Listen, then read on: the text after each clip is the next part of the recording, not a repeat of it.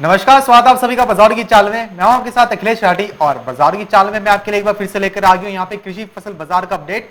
जानेंगे कि शाम के कारोबारी सत्र में कृषि फसलों का वादा बाजार एनसीडीएक्स किस हिसाब से कारोबार करता हुआ नजर आ रहा है और उस पर जानकार क्या बताते हैं कि किस कृषि फसल के अंदर आगे जाके मंदी तेजी देखने को मिल पाएगी।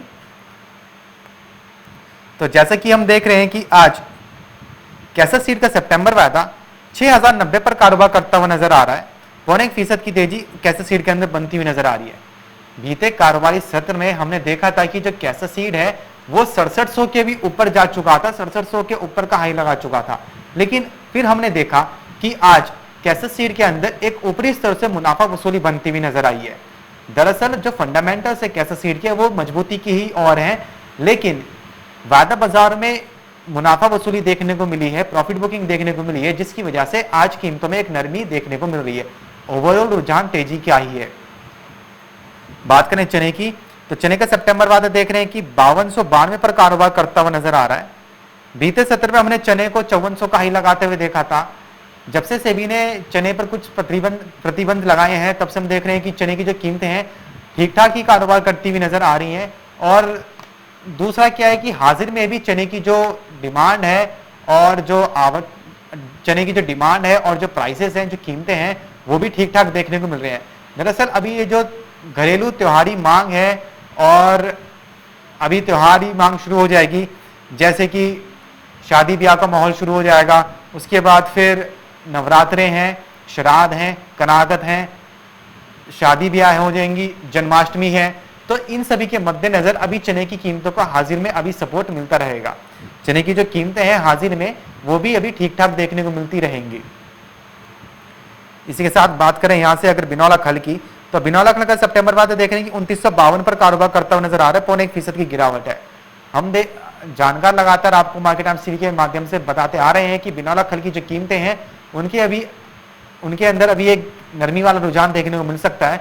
बिनौला खल की जो कीमतें हैं नीचे में 2800 तक जाती हुई नजर आ सकती हैं। 2800 से 2900 के दायरे में अभी बिनौला खल कारोबार करता हुआ नजर आ सकता है।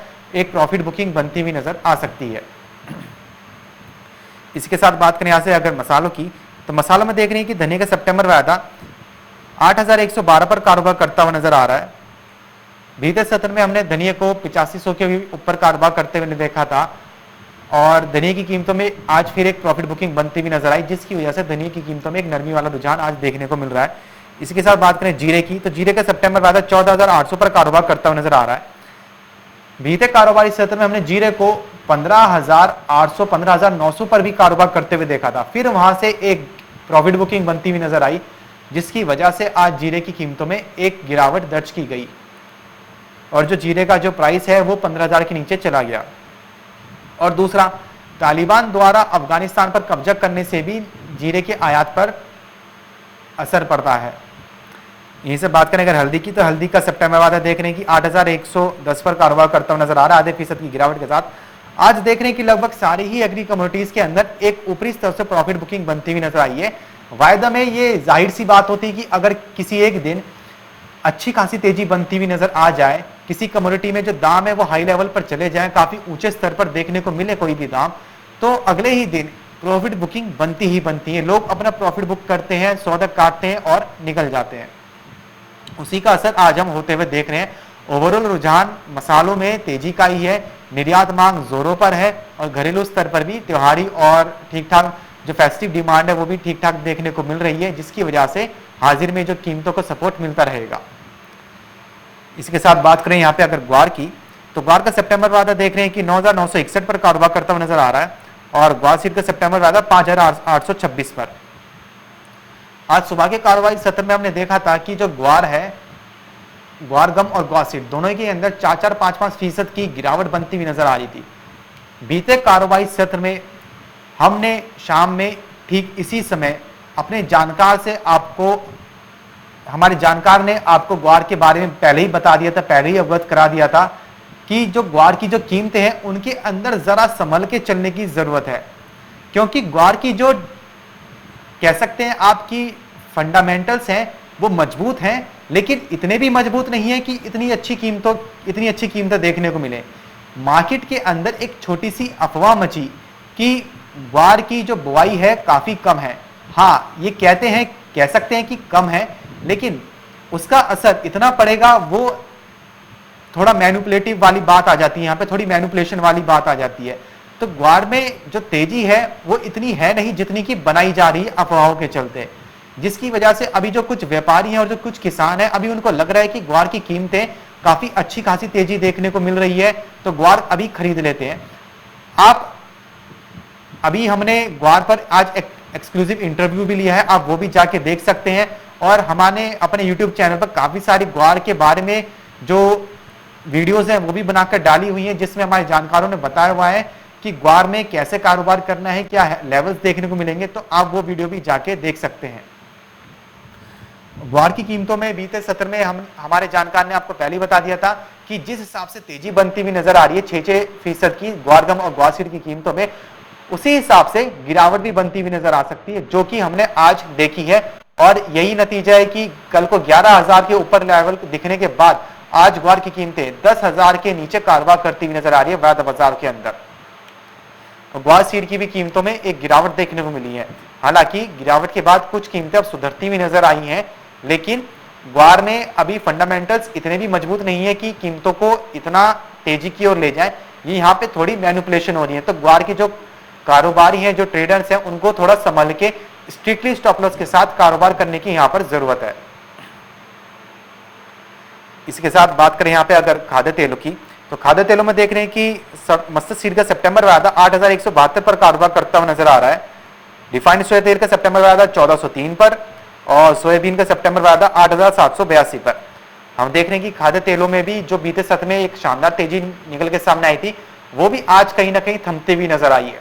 दरअसल सरसों का जो स्टॉक है वो ना के बराबर है, मंडियों में आवक बहुत कम है, जिसकी वजह से सरसों की कीमतों को भी सपोर्ट मिल रहा है। और दूसरा त्योहारी मांग भी है, जिसकी वजह से सारे खाद्य तेलों में अभी जो तेजी है वो जारी रहेगी।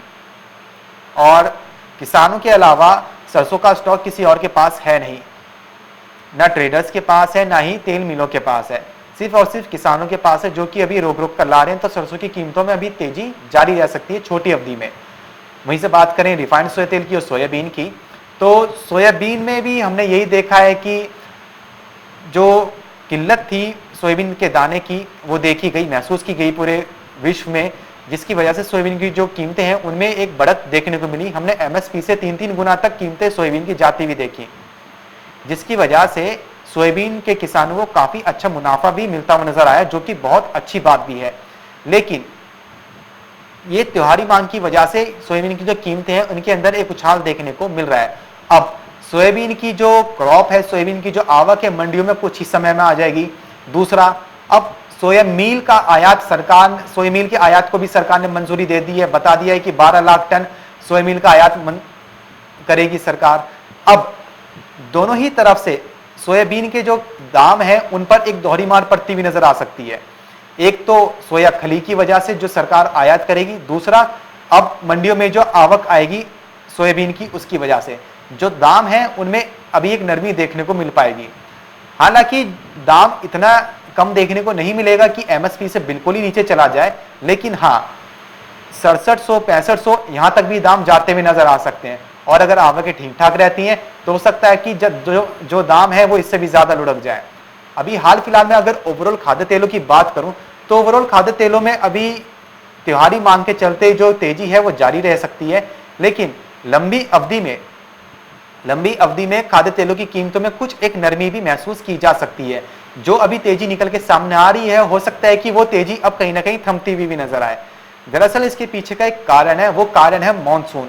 मॉनसून जब लेट आया था, मॉनसून इस बार दिल्ली में लेट एंट्री करी थी मॉनसून ने, फिर उसके बाद जब आया तो एकदम से तेज बारिश हुई, फिर दोबारा से रुका और अब फिर से एक्टिव हो गया है। और जो बाजार के जानकार हैं वो बता रहे हैं कि मॉनसून अब ठीक ठाक देखने को मिल रहा है, बारिश ठीक ठाक हुई है, फसलों को जितनी जरूरत है उतनी बारिश देखने को मिली है, जिसकी वजह से जो बुआई है वो भी जारी रह सकती है तेल तिलहन की, जिसकी वजह से जो स्विंग फैक्टर है वो उनके अंदर एक आंकड़ों में बढ़त देखने को मिल सकती है। और अभी छोटी अवधि में भले ही तेजी देखने को मिले, लेकिन लंबी अवधि में खाद्य तेलों की कीमतों में एक नरमी भी महसूस की जा सकती है। बाजार के जो जानकार हैं अभी तेजी बता रहे हैं छोटी अवधि में, लेकिन लंबी अवधि में हल्की फुल्की नरमी से भी इनकार नहीं कर रहे हैं। तो यहां भी खाद्य तेलों में अभी जो फंडामेंटल्स हैं मजबूती की ओर हैं, लेकिन लंबी अवधि में हल्की नरमी महसूस की जा सकती है। तो ये था एक छोटा सा कृषि फसलों बाजार का अपडेट कि शाम के कार्रवाई सत्र में कौन सी कृषि फसल किस भाव पर कारोबार करती हुई नजर आ रही है, और जानकार उन पर क्या बता रहे हैं कि किस कृषि फसल के अंदर आने वाले दिनों में कितनी मंदी देखने को मिलेगी, कितनी तेजी देखने को मिल सकती है। फिलहाल बाजार की चाल में बस इतना ही, लेकिन आप कहीं जाएगा नहीं, क्योंकि खबरों का सिलसिला लगातार यही बना रहेगा मार्केट टाइम्स टीवी पर।